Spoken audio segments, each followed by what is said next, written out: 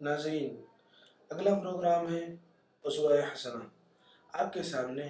نبی کریم صلی اللہ علیہ وسلم کی مبارک زندگی کو پیش کریں گے۔ اللہ الرحمن الرحیم، الحمدللہ رب العالمین، والصلاة والسلام على سید الانبیاء والمرسلین وعلى آلہ وصحبہ اجمعین، اما بعد فاعوذ باللہ من الشیطان الرجیم، بسم اللہ الرحمن الرحیم۔ النبی اولی بالمؤمنین من انفسہم، وقال علیہ الصلاة والسلام لا يؤمن احدكم حتى اكون احب الیہ من ولدہ ووالدہ والناس اجمعین، او کما قال علیہ الصلاة والسلام۔ صدق اللہ العظیم وصدق رسولہ النبی الکریم ونحن علی ذلک من الشاہدین والشاکرین۔ محترم ناظرین، اسوہ حسنہ میں ہمارے آج کے درس کا عنوان ہے غزوہ احد میں محبت اور جانثاری کی نظیریں۔ نبی رحمت صلی اللہ علیہ وسلم کی رفاقت اور صحبت کے لیے اللہ نے جن حضرات صحابہ کا انتخاب کیا وہ ایسے تھے کہ آپ صلی اللہ علیہ وسلم کے ایک اشارے پر اپنی جانوں کو نچھاور کرنے اور اپنے آپ کو قربان کرنے کے لیے تیار تھے، اور ہر موقع سے نبی پاک صلی اللہ علیہ وسلم کے ساتھ محبت اور جانثاری کا معاملہ فرماتے تھے۔ اور خصوصاً غزوہ احد میں جب نبی پاک صلی اللہ علیہ وسلم کا چہرہ انور زخمی ہوا اور آپ کے دندان مبارک شہید ہوئے، اور آپ علیہ السلام کے رخسار مبارک میں زرہ کی کڑیاں دھس گئی تھیں، تو ایسے موقع سے حضرات صحابہ نے نبی پاک صلی اللہ علیہ وسلم کے ساتھ جس جانثاری کا معاملہ فرمایا اور جو عشق و محبت کی مثالیں پیش کی کہ تاریخ انسانیت میں قیامت تک ایسی عشق و محبت کی اور محبت اور جانثاری کی نظیریں ملنا مشکل ہے، اور نبی پاک صلی اللہ علیہ وسلم کی ذات اقدس سے مومنین کو اپنی جان سے بھی زیادہ محبت تھی۔ اللہ تبارک و تعالیٰ کا ارشاد ہے النبی اولی بالمؤمنین من انفسہم، نبی مومنین کے نزدیک ان کی جانوں سے زیادہ عزیز ہیں، کہ مومنین نبی سے اپنی جانوں سے زیادہ محبت کرتے ہیں۔ تو حضرات صحابہ کی زندگیوں میں اس کی مثال واضح طور پر ملتی ہے کہ حضرات صحابہ اپنی جان سے زیادہ نبی سے محبت کرتے تھے، جان سے زیادہ نبی کی ذات کو محبوب رکھتے تھے، اور جیسا کہ پیارے آقا صلی اللہ علیہ وسلم کا ارشاد بھی ہے لا یؤمن احدکم حتی یکون احب الیہ من ولدہ ووالدہ والناس اجمعین، تم میں سے کسی کا ایمان اس وقت تک کامل نہیں ہوگا جب تک کہ میں اس کے نزدیک اس کے والد اور اولاد اور تمام لوگوں سے زیادہ محبوب نہ ہو جاؤں۔ تو حضرات صحابہ کی زندگیاں اس حدیث کا مکمل مصداق تھی کہ نبی پاک علیہ السلام سے بے پناہ محبت اور بے پناہ عشق حضرات صحابہ کو تھا، کہ خود اس غزوہ احد کے جو واقعات ہیں، محبت اور جانثاری کی جو نظیریں ہیں، کہ وہ ہر مثال اور ہر صحابی کا واقعہ عشق و محبت سے لبریز تھا، کہ جیسا کہ حضرت ابو دجانہ رضی اللہ عنہ کا واقعہ ہے کہ جب نبی پاک صلی اللہ علیہ وسلم کے زرہ کی کڑیاں آپ کے رخسار میں دھس گئی تو حضرت ابو دجانہ رضی اللہ عنہ نے ان کڑیوں کو اپنے دانتوں سے نکالا۔ جب حضرت ابو دجانہ نے زرہ کی ایک کڑی کو اپنے ایک دانت سے پکڑ کر نکالے تو حضرت ابو دجانہ رضی اللہ عنہ، حضرت ابو عبیدہ ابن جراح رضی اللہ عنہ نے جب زرہ کی کڑی اپنے دانت سے نکالی تو ان کا اگلا ایک دانت گر گیا۔ جب زرہ کی دوسری کڑی اپنے دوسرے دانت سے نکالی تو ان کا دوسرا دانت بھی گر گیا۔ تو نبی پاک صلی اللہ علیہ وسلم کے چہرے انور سے کڑیوں کو نکالنا، ہاتھ سے نکالنا یا کسی اور طرح سے نکالنا، حضرت ابو عبیدہ ابن جراح نے اسے ناپسند کیا اور خود اپنے دانتوں سے نکالا تاکہ پیغمبر کو آرام ہو، تکلیف محسوس نہ ہو، تو ان کے دونوں دانت گر گئے۔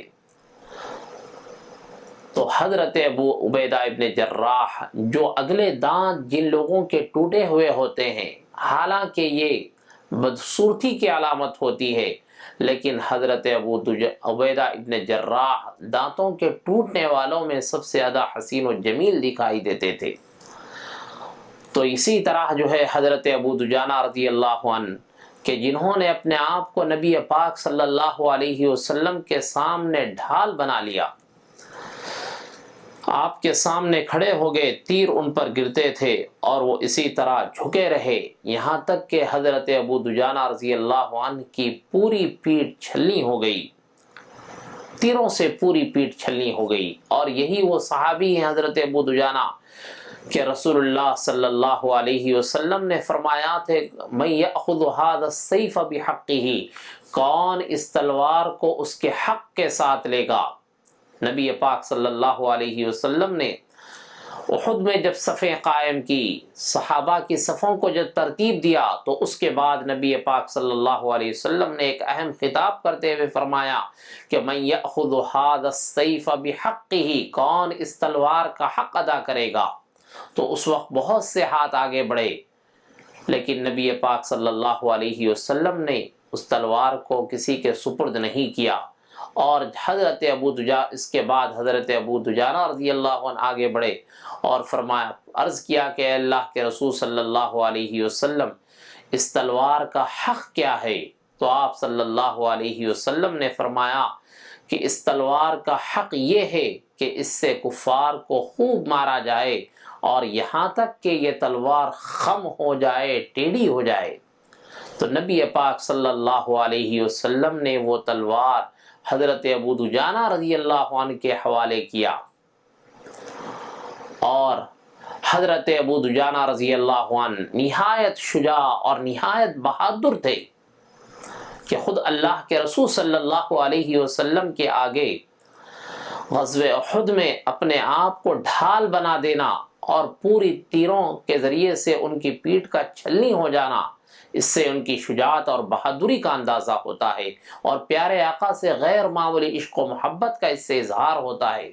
کہ اپنے آپ کو لہو لہان کرنا، اپنے پیٹھ کو چھلنی کرنا گوارا کیا، لیکن آقا کو ادنا تکلیف پہنچے اسے گوارا نہیں کیا۔ کہ حضرت ابو دجانہ رضی اللہ عنہ جو میدان جنگ میں اکڑتے ہوئے چلتے تھے، خود غزوہ احد میں حضرت ابو دجانہ اکڑتے ہوئے چل رہے تھے، تبختر کے ساتھ، ناز و انداز سے اور وجد کے ساتھ، ایک خاص کیفیت کے ساتھ چلا کرتے تھے۔ نبی پاک صلی اللہ علیہ وسلم نے ان کی اس اکڑ کی چال کو دیکھ کر فرمایا کہ اللہ کو یہ ادا سخت ناپسند ہے، مگر ایسے وقت میں یعنی اکڑ کر چلنا، اتراتے ہوئے چلنا، یہ اللہ کو ناپسند ہے، لیکن حالت جنگ میں یہ پسندیدہ ہے۔ تو حضرت ابو دجانہ رضی اللہ عنہ کہ اپنے سر پر جو ہے سرخ امامہ باندھ کر دشمنوں سے مقابلے کے لیے نکل کھڑے ہوتے تھے۔ تو حضرت ابو دجانہ رضی اللہ عنہ نے اللہ کے رسول صلی اللہ علیہ وسلم کے سامنے اپنے آپ کو جھکا دیا اور تمام تیریں ان کی پیٹھ پر برستی تھیں، یہاں تک کہ پیٹھ چھلنی ہو گئی۔ تو یہ وہ حضرات صحابہ ہیں جن پر یہ شعر صادق آتا ہے کہ ہم جان چاہے جان دیں گے، مال چاہے مال دیں گے، ہم ہرگز نبی کا جاہ و جلال نہیں دیں گے۔ کہ حضرات صحابہ نبی کے خاطر، پیارے آقا کی خاطر اپنی جانوں کو نچھاور کرنے کے لیے تیار تھے، نبی کے ایک حکم پر، ایک اشارے پر اپنی مال کی بازی لگانے کے لیے آمادہ تھے، لیکن نبی کا جاہ و جلال اور نبی کو تکلیف پہنچے صحابہ کے لیے یہ برداشت نہیں تھا۔ اور خود اور صحابہ حضرت سعد بن ابی وقاص رضی اللہ عنہ جو تیر اندازی میں ماہر تھے اور نبی پاک صلی اللہ علیہ وسلم کے سامنے کھڑے ہو کر تیر چلاتے تھے، ایک ایک تیر آپ صلی اللہ علیہ وسلم اپنے دست مبارک سے انہیں عنایت فرماتے اور یہ کہتے ارمی فدا کا ابی و امی، کہ تم تیر چلاتے جاؤ، میرے ماں باپ تم پر قربان ہوں۔ نبی پاک صلی اللہ علیہ وسلم کے دفاع میں تیریں چلا رہے ہیں، نبی پاک صلی اللہ علیہ وسلم اپنے دست مبارک سے ایک ایک تیر انہیں عنایت فرماتے تھے۔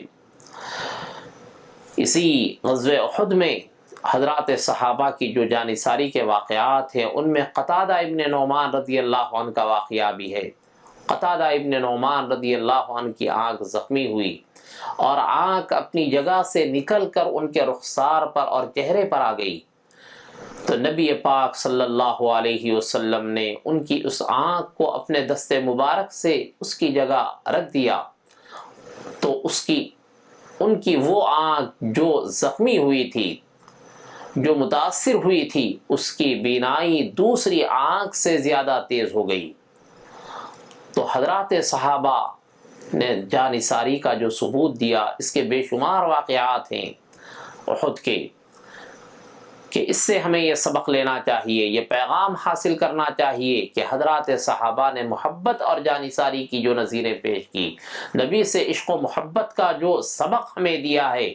ہمیں بھی پیارے آقا صلی اللہ علیہ وسلم سے ویسا ہی عشق و محبت ہونی چاہیے۔ تو غزوہ احد میں جب نبی پاک صلی اللہ علیہ وسلم کے قریب کفار پہنچ گئے، تقدیر الہی کا فیصلہ کچھ اور تھا۔ جب ان لوگوں نے آپ صلی اللہ علیہ وسلم پر ہجوم کیا تو تقریباً 10 صحابہ آپ صلی اللہ علیہ وسلم کے سامنے آ گئے، اور ایک ایک کر کے تمام صحابہ نے اپنی جانوں کو نبی پاک صلی اللہ علیہ وسلم کے سامنے قربان کر دیا۔ نبی پاک علیہ السلام کی حفاظت میں تمام 10 صحابہ نے اپنی جانوں کو قربان کر دیا، اور حضرت طلحہ ابن عبید اللہ رضی اللہ عنہ اپنا ہاتھ سامنے کر دیے اور تیروں کو اپنے ہاتھ سے روکنا شروع کیے، یہاں تک کہ تمام تیریں حضرت طلحہ ابن عبید اللہ رضی اللہ عنہ کے ہاتھ پر برستی تھی، اور یہاں تک کہ ان کا ہاتھ پورے طور پر مفلوج ہو گیا۔ ہاتھوں کو اپنے تیروں پر انہوں نے برداشت کیا کہ کہیں کوئی تیر نبی پاک علیہ السلام کے جسم اطہر پر نہ برسے۔ اور جب نبی پاک صلی اللہ علیہ وسلم وہیں ایک چٹان پر چڑھنا چاہتے تھے، لیکن ضعف اور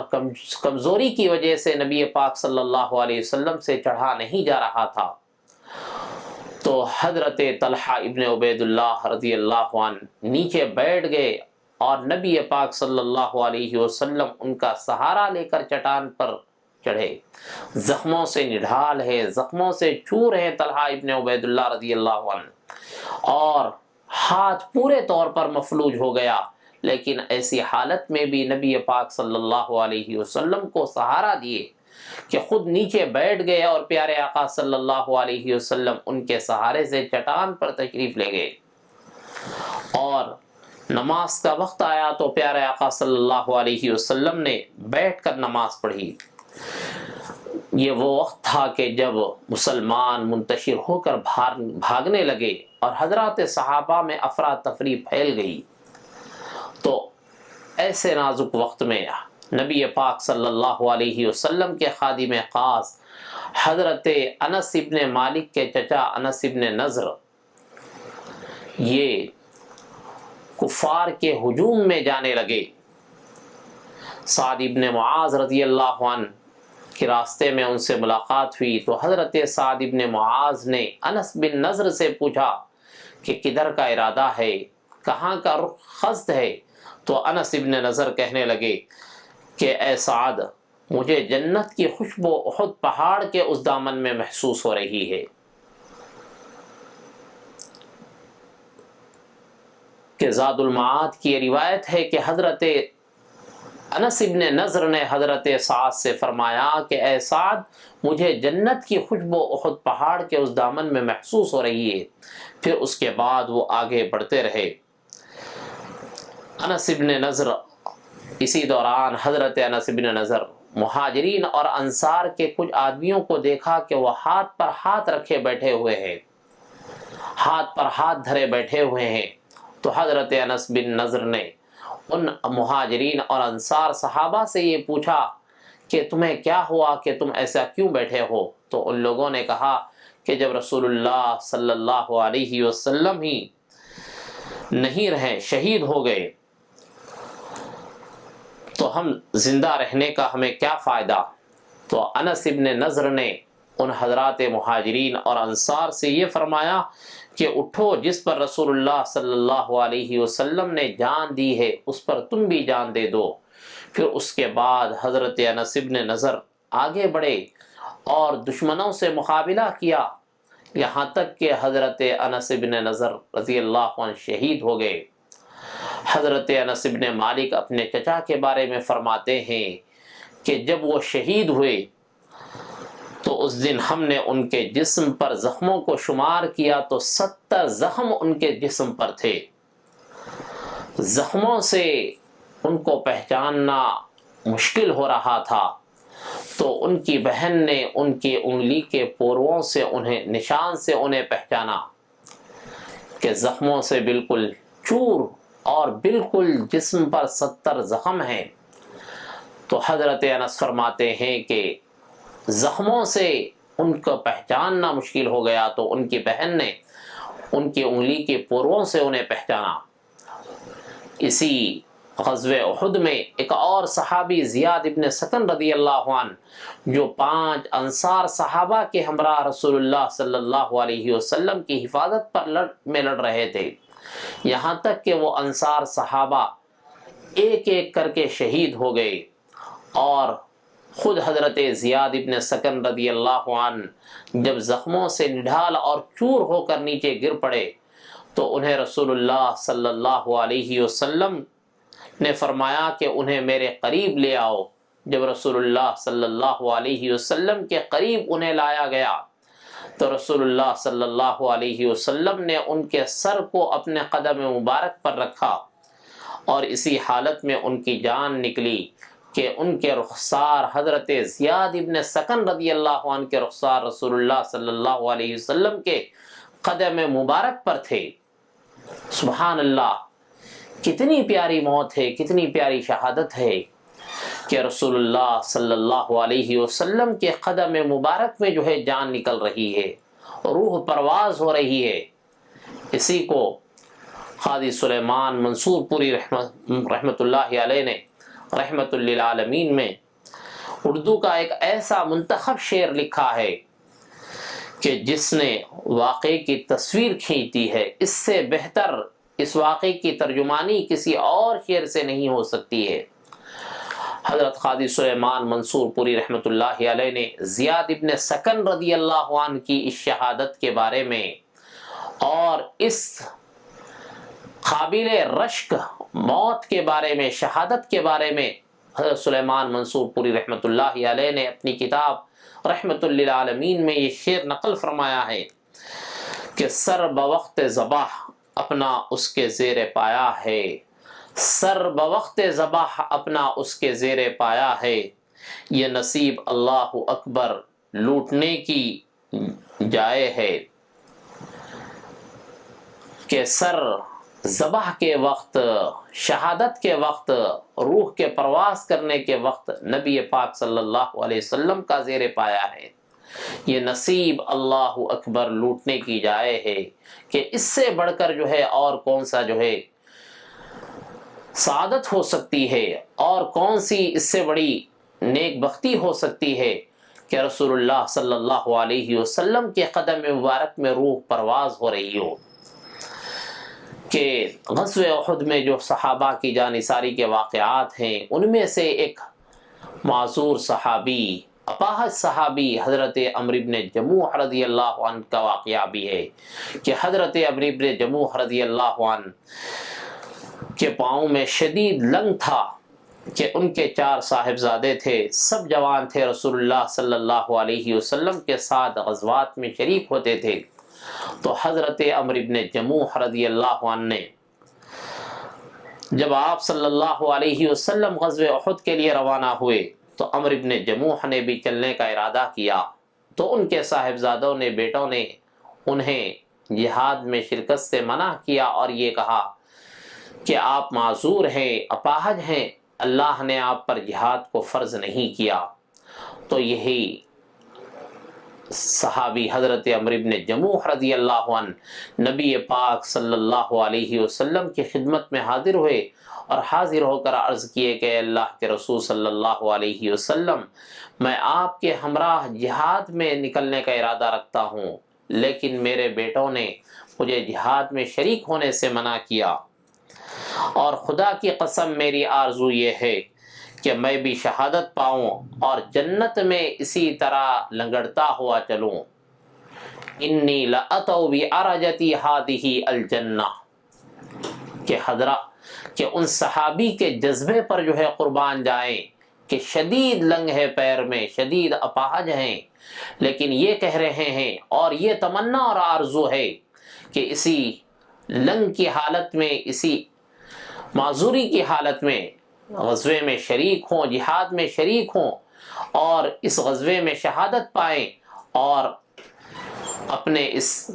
لنگ کے ساتھ، اپنے اس لنگڑے پن کے ساتھ جنت میں چلیں۔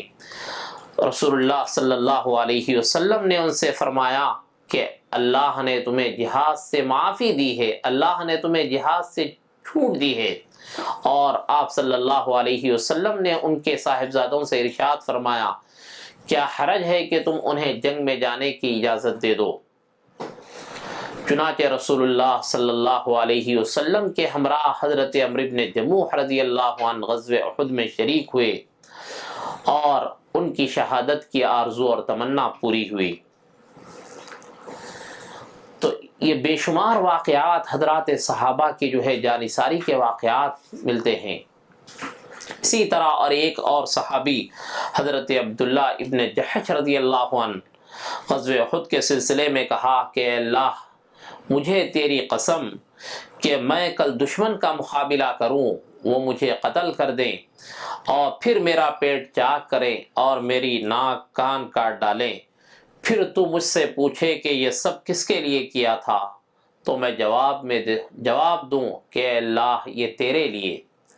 کہ اس سے حضرت عبداللہ ابن جحش رضی اللہ عنہ کے شوق شہادت اور ذوق شہادت کا اندازہ ہوتا ہے کہ راہ خدا میں اپنے قتل کیے جانے کو، اپنی شہادت کو اور اپنے آنکھ اور کان ناک کاٹے جانے کو انہوں نے پسند کیا، اور یہ کہا کہ جب اللہ پوچھے کہ یہ کس کے لیے ہوا تو میں جواب دے دوں کہ اللہ یہ تیرے لیے ہوا۔ اسی طرح اور صحابہ کی جانثاری کے واقعات ہیں کہ حضرات صحابہ جانثاری کی اور محبت کی ایسی نظیریں قائم کی، ایسی مثالیں پیش کی، رہتی دنیا تک ایسی جانثاری کی مثالیں پیش نہیں کی جا سکتی ہے۔ زید ابن ثابت رضی اللہ عنہ بیان کرتے ہیں کہ غزوہ احد میں رسول اللہ صلی اللہ علیہ وسلم نے مجھے سعد ابن ربیع کی تلاش میں بھیجا اور فرمایا کہ اگر وہ نظر آ جائیں تو انہیں میرا سلام کہنا۔ تو حضرت زید بن ثابت رضی اللہ عنہ فرماتے ہیں کہ میں ان کی تلاش میں نکلا کہ میں مقتولین میں انہیں تلاش کرنے لگا، یہاں تک کہ میری نگاہ پڑی تو وہ آخری سانسیں لے رہے تھے، تو ان کے جسم پر تلوار اور تیر کے 70 زخم تھے۔ تو یہ حضرت سعد ابن ربیع رضی اللہ عنہ کہ جن کے جسم پر جو ہے تلوار اور نیزے کے 70 زخم تھے، کہ غزوہ احد میں جو اپنے آپ کو پورے طور پر جنہوں نے زخمی کر دیا۔ اللہ تعالی ہمیں ان صحابہ جیسے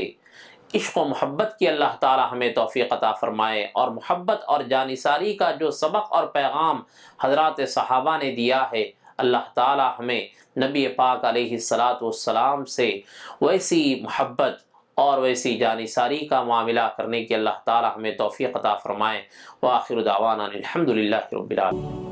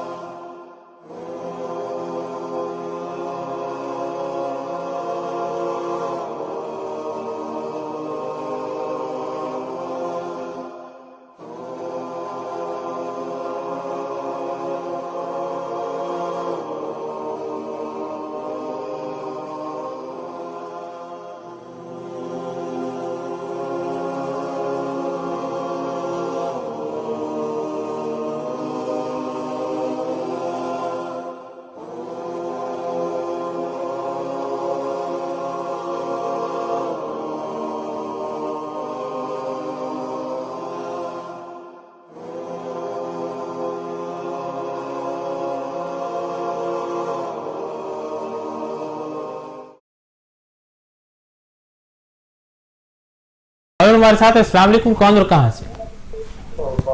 السلام جی، آپ کی آواز آ رہی ہے محترم، کیا پوچھنا چاہیں گے؟ جی میں شاہین نگر سے بات کر رہا ہوں۔ جی اپنا سوال کریں۔ جی یہ گولیاں جو بانٹ رہے ہیں کیمپ لگا کے، وہ جی گولیاں سوائن فلو کے لیے وقت سے بھری۔ جی اس سلسلے میں بات کریں گے، کال کرنے کے لیے شکریہ۔ وہی بات ہو رہی ہے ڈاکٹر صاحب، حفظ ما تقدم کے طور پر کچھ ٹیبلٹس بھی تقسیم کی جا رہی ہیں، تو یہ ٹیبلٹس لینے سے کیا کوئی سائیڈ ایفیکٹس ہے، یا پھر 100% یہ کہا جا سکتا ہے کہ سوائن فلو اس سے نہیں ہوگا؟ یہ بہت ہی اچھا کوشچن انہوں نے کیا، آج کل کافی لوگ اس بارے میں سوال کر رہے ہیں۔ جی ایکچولی مسئلہ یہ ہے کہ ابھی تک WHO نے جو اپروو کیا ہے وہ صرف ویکسین ہی ہے، اس کو WHO نے ایز اے سوائن فلو کے ٹریٹمنٹ کے لیے اپروو تو نہیں کیا ہے، لیکن ہومیوپیتھک اور دیگر جو آج کل دوائیں بازار میں مل رہی ہیں یہ کسی بھی قسم کے فلو کو فائٹ کرنے کے لیے کام کرتی ہیں۔ سائنٹیفکلی ابھی پروو نہیں ہوا ہے، لیکن ہومیوپیتھک اور دوسرے ادویات اس کو فائٹ کرنے کے لیے کام کرتی ہیں۔ 100% شور تو نہیں کہا جا سکتا کہ اس کی وجہ سے سوائن فلو آپ کو اثر نہیں کرے گا۔ جی ڈاکٹر صاحب، ایک ٹیبلٹ جو زیادہ تر آج کل چل رہی ہے ٹیمی فلو کے نام سے، جو ہے ٹیمی فلو کئی حضرات لے رہے ہیں، یہ بھی وہی ٹیبلٹ ہے جو عام طور پر فلو کو روکنے کے لیے استعمال کی جاتی ہے؟ ہاں، ٹیمی فلو جو ہے وہ ایز اے پریونشن نہیں، as a treatment starting stage میں جب آپ کو اثر ہوتا ہے اور آپ فیل کرتے ہیں کہ آپ کے یہ سمٹمز آپ کے اندر پائے جا رہے ہیں، تو within 24 to 36 آور اگر آپ اس کو لیں گے تو اس کو کافی اچھے ریزلٹ آپ کو ملیں گے۔ یہ ٹریٹمنٹ ہے، پریونشن نہیں ہے۔ تو اس کو ٹیمی فلو کو آپ اگر سمٹم آپ محسوس کرتے ہیں، اننیسیسری اس کو استعمال نہ کریں، لیکن اگر آپ سمٹم محسوس کرتے ہیں اور آپ کا ڈاکٹر آپ کو پرسکرائب کرتا ہے، اسی صورت میں آپ اس کو استعمال کریں۔ بالکل، کافی اچھی بات کہی ہے آپ نے کہ پریونشن کے طور پر اس استعمال نہیں کیا۔ السلام علیکم۔ جی وعلیکم السلام محترمہ، کون اور کہاں سے؟ میں سبزی منڈی سے محسوس بول رہی ہوں۔ جی کیا پوچھنا چاہیں گے؟ آپ کا پروگرام میں خیر مقدم۔ جی میں یہ پوچھنا چاہ رہی ہوں، جب ہم لوگ وائرس کے لیے لے رہے ہیں، انجیکٹ کر رہے ہیں، جی سائیڈ افیکٹ الرجی ہو رہی ہے، سائیڈ افیکٹ ہونے مجھے معلوم ہو رہا، یہ صحیح ہے کیا؟ جی بالکل، اس سلسلے میں بات کریں گے کہ ایلوپیتھی، خاص کر جو وائرس لیے جا رہے ہیں یا H1N1 کے جو ویکسین لیے جا رہے ہیں، اس کے کوئی سائیڈ ایفیکٹس ہیں یا نہیں، ہم بات کریں گے۔ کال کرنے کے لیے شکریہ محترم۔ جی ڈاکٹر صاحب، سائیڈ ایفیکٹس کی بات آئی ہے، جب H1N1 کا ذکر چلا ہے تو مختلف قسم کے الرجیز کا خدشہ لگا رہتا ہے، آپ کیا کہنا چاہیں گے؟ جی دیکھیے، جہاں تک بات ہے سائیڈ ایفیکٹ کی، side effect in the sense internal organ پہ یہ کوئی افیکٹ تو نہیں کرے گا، یعنی کہ جیسے کڈنی خراب ہو جاتے ہیں یا ہارٹ کے اوپر افیکٹ ہوتا ہے، اس قسم کی کوئی سائیڈ ایفیکٹ نہیں ہے، لیکن الرجک بعض کو ہو سکتی ہے۔ الرجک مطلب یہ ہوتا ہے کہ یہ چیز آپ کو سوٹ نہیں کر رہی۔ کھانے میں بھی بہت ساری چیزیں ہوتی ہیں، بعض کو باہر کا پانی نہیں جمتا، بعض کو دال وغیرہ سے الرجک ہوتی ہے، تو اس قسم کی الرجک جس سے اسکن ریشز ہوتے ہیں یا کسی اور اسکن پرابلم ہوتے ہیں، ایچنگ وغیرہ، اس قسم کے ٹیمپروری کچھ ریاکشن بعض کو ہو رہے ہیں، ہر ایک کو نہیں ہو رہے ہیں، ایسے کافی کم کیسز دیکھے گئے، لیکن بہت حد تک یہ ویکسین سیف ہے۔ بالکل، کافی اچھی بات کہی ہے آپ نے کہ بہت حد تک۔ وعلیکم السلام محترمہ، کون اور کہاں سے؟ ہلو جی آپ کی آواز آ رہی ہے، اپنا سوال کریں۔ جی تھینک یو کہ یہ گھر میں کیمپ کر کے ہومیوپیتھی کی گولیاں دے رہے ہیں، تو کھا سکتے ہیں یا نہیں؟ بالکل، اس سلسلے میں بات کریں گے ڈاکٹر صاحب سے، کال کرنے کے لیے شکریہ۔ जी डॉक्टर साहब, एलोपैथी के साथ साथ होम्योपैथी भी जो है सरगर्म हो चुकी है और कई इलाकों में जो है, चूंकि ये दवाएं सस्ती हैं, मगर आपको इसकी कीमत बताऊं 25 रुपए से लेकर 40 रुपए में एक शीशी दी जा रही है। अच्छा जी। दवाओं की जो है 3 दिन, हफ्ते में 3 दिन खाने के लिए कहा जा रहा है। तो आप क्या समझते हैं कि ये जो है प्रिवेंशन के लिए एक बेहतर तरीक़ेकार होगा? हाँ बिल्कुल, इस दवा का इस्तेमाल कर सकते हैं। तिब्बी लिहाज से इसके कोई साइड इफेक्ट नहीं है, ये काफी सेफ मेडिसिन है जी। इसको इस्तेमाल करने में कोई हरज नहीं है। बिल्कुल, आप इसको इस्तेमाल कर सकती हैं मोहतरमा। डॉक्टर साहब ने भी कहा। अस्सलाम वालेकुम, कौन और कहाँ से? हेलो जी, आपकी आवाज आ रही है, अपना सवाल करें। वो यहाँ पे कैंप कैसा लेता हुआ है, तो यहाँ पे टेलीविजन की आवाज थोड़ी कम। होम्योपैथी की दवा है, यहाँ पे भी आप कोशिश करके इंतजाम करिए ना। बिल्कुल, इस सिलसिले में जो है हम आपको तयक़ुन देते हैं कि हमारी न्यूज़ के ज़रिए, हमारे चैनल के ज़रिए हम शऊर बेदारी पैदा करेंगे ताकि गोलकुंडे के मुख्तलिफ इलाक़े जात में जो है इस तरीके के कैंप्स मुनक़्क़िद किए जाएँ। शुक्रिया कॉल करने के लिए। जी डॉक्टर साहब, हम अगले सवाल की जानिब बढ़ते हैं कि इसके जो सिम्टम्स या फिर अलामात हैं, कहा जाता है कि रनिंग नोज़ है, फीवर है, कई ऐसी अलामात हैं। तो खासकर इस फ्लू के इन particular in context with, in preference with, अगर हम इस फ्लू की बात करें तो इसमें कौन सी अलामतें ऐसी रहेंगी जो ज़ाहिर होंगी, जो ये ज़ाहिर करता है कि बगैर टेस्ट किए कि ये स्वाइन फ्लू ही है? क्योंकि टेस्ट की अगर हम बात करें तो आज आप गांधी हॉस्पिटल का अगर नज़ारा करते हैं तो वहाँ पे 200 या 300 आदमी रोज रुजू हो रहे हैं सिर्फ टेस्ट के लिए, और कहीं दूसरी ऐसी जगह नहीं है जहाँ पर इसका जो है कोई तिब्बी मुआयना या तिब्बी जांच की जा सके। तो आप क्या समझते हैं कि क्या सिम्टम्स होते हैं इसके? जी, सबसे पहले तो इसके जो सिम्टम होते हैं वो फीवर 100 फ़ारेनहीट से ज्यादा होता है, 100 फ़ारेनहीट के अंदर बहुत कम आता है जी। और इसके साथ साथ रनिंग नोज रहती है, तो नाक बहना शुरू हो जाती है या नाक बंद हो जाती है, यानी कि गाढ़ा जैसा बलगम जो है खारिज होने लगता है जी। और इसके साथ साथ खास अलामत इसकी ये है कि आदमी बिल्कुल अपने आप को वीक फील करने लगता है, कमजोर और थका हुआ महसूस करता है, यानी कि अपने आप में ताकत महसूस नहीं करता जी। और इसके साथ साथ वो बॉडी पेन महसूस करने लगता है, जिस्म के अंदर सीवियर जो है उसको पेन होते हैं, दर्द होते रहते हैं जी। और इसके साथ साथ सर में भी वो दर्द महसूस करता है जी। और इसके साथ साथ कभी वो नॉइजिया यानी कि वॉमिटिंग सेंसेशन और मतली वगैरह इसके साथ फील करता है। देखिए, ये कहना तो बहुत मुश्किल है कि दूसरे फ्लू और इसके अंदर क्या सिम्टम है, क्योंकि ये जांच करना बहुत मुश्किल काम होता है। एक डॉक्टर ही बहुत ही सोच बीच के बाद ही ये फैसला कर सकता है कि इसको स्वाइन फ्लू है या नहीं जी। तो जब भी आप इस किस्म के सिम्टम्स अपने अंदर फील करते हैं तो जरूरी है कि आप अपने डॉक्टर से रुजू हों। ये ना समझे कि ये सादी चीज है, आपकी जांच कराना आपकी जान के लिए बहुत ही जरूरी रहता है। सिचुएशन में एहतियात बरतें और डॉक्टर से रुजू हों। उमूमन यही आपके सिम्टम पाए जाएंगे कि आप कमजोर महसूस करेंगे अपने आप को, जिस्म दर्द होगा, सर दर्द होगा, वॉमिटिंग शुरू हो जाएंगे, कभी डायरिया भी हो सकता है, लूज मोशन भी स्टार्ट हो जा सकते हैं इसके साथ साथ। तो इस किस्म के जब आप सिम्टम महसूस करें तो फौरन अपने डॉक्टर से रुजू हों। बिल्कुल नाज़रीन, आपने अभी सिम्टम्स सुने। सिम्टम्स जो है किसी भी किस्म के फ्लू में आ सकते हैं। डॉक्टर साहब ने इन पर्टिकुलर कहा स्वाइन के बारे में।